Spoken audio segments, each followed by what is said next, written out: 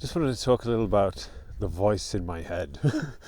The voice in my head.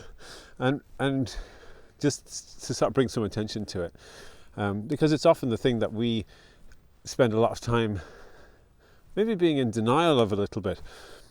You know, if you really notice, pay attention to maybe when you're feeling a bit upset about something, or even when you're trying to do something for the first time, something like that, and you hear this voice in your head maybe criticizing you, or kind of going, it's quite often it's not going, hey, just try a bit harder, you'll do better next time.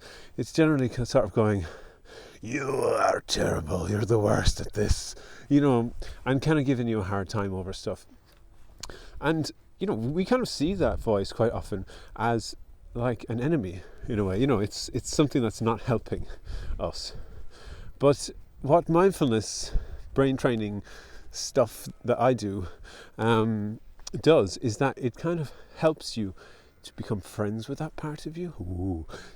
So really, when you think about it, that voice inside that you kind of go, oh God, I wish that voice would shut up, is part of you. That voice is part of who you are. So by pushing it away and by sort of denying it a bit, we're basically denying a part of ourselves. And even though you in some ways psychology or whatever might say, well, that's latent father complex, or some kind of mother issue, or some teacher that criticized me when I was small. Maybe that's where it started, who knows? But the thing is there, and the thing it's you. That's part of you. So what we do with parts of ourselves, if you hurt your arm or something like that, you don't kind of chop off your arm or disown it.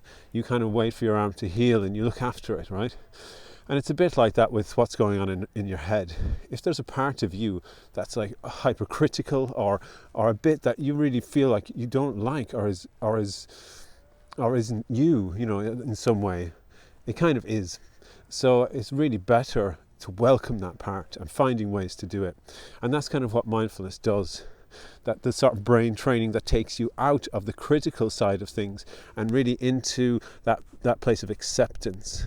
And it's a really key thing, because once you get into that place of acceptance, it brings compassion and it brings kindness, and those are really powerful tools actually to help you deal with your own stuff in the day-to-day and with whatever comes at you, and really to be able to handle people and situations with kindness and acceptance is way more fun than being in the state of denial, of pushing away and all that sort of thing.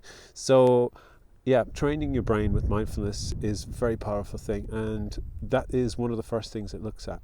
How the voice in our head is busy at work all the time.